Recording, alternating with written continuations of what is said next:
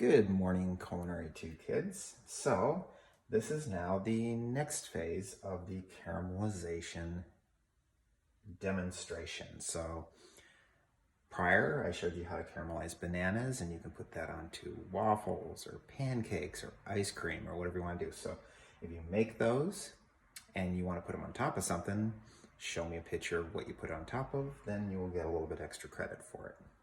Not required, but just if you want to do so. So now we are going to do our caramelized apples. What do we have here? Okay, so I've already pre-measured stuff out. You need 4 apples. I recommend the Golden Delicious, the green apples. They're the kind that's most commonly used in apple pies. I've already peeled and partially cut 3 of the apples here, ready to go. 3 tablespoons of butter.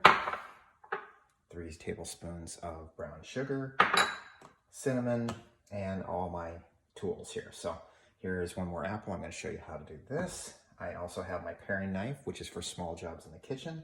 I have 2 different peelers. So they both work great. It just depends on what you like. I like having variety. So this is my favorite. It's a OXO brand.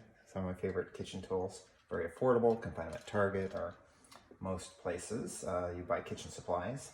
And then another one, which this one is made by KitchenAid. So they're different ones. I'm going to use the OXO one today because I just prefer it. Now I also have some other tools here. I have a spare pan to put my scraps of my apple, my stirring utensils. I got a flat and a regular wooden spoon. And if you don't have a paring knife, you could use something like a kitchen knife, like something like this. This is you could use this as a steak knife or whatever, but if you have anything else, just make sure you have a very sharp knife when you cut these, or any things that you're cutting in the kitchen, because when you have a dull knife, that could cause injuries, so just be very, very careful.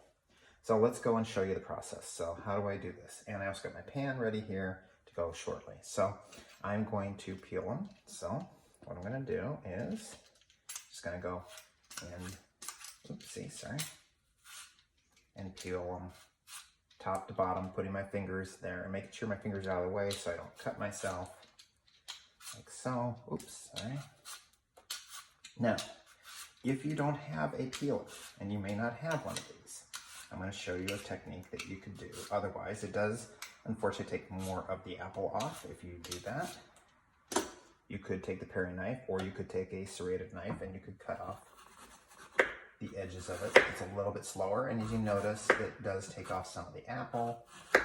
So you could do that if you don't have it, but the peeler is really the optimum way to do this. So I'm just going to take off most of the skin, like so. Okay, now once I've done that, I'm just going to take my scraps and put my scraps over into the bowl. So I have a bowl ready to throw those away so you can get make room on your cutting board.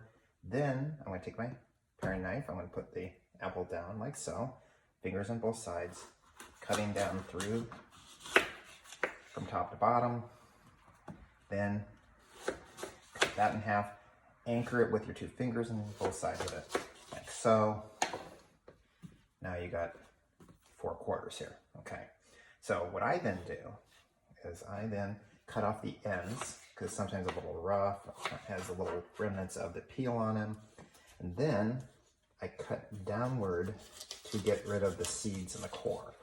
You don't want the core in there at all, so sometimes you just have to kind of cut around it. Okay, there's one. Now I'm going to do the same thing here. Cut down, cut down.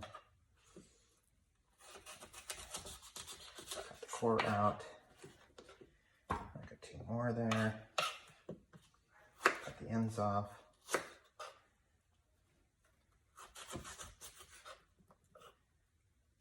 One more, and then the last one, like so. Okay, so now we can just take the scraps, get them out of the way. So just make sure you have a place to put those, since you don't want the seeds or anything else to be part of this. Now we're done with the peeler. Now what we're going to do is we're going to take these and we're going to cut these down in pieces. Now you could take these and cut them in half. And then you can cut them in half again, which is recommended because they're going to cook a little bit more evenly. It won't take as long to cook it. So I'm going to cut them in half and half again. I probably should have cut all these ahead of time before I had you guys on the show. So let me finish this and I will be back shortly.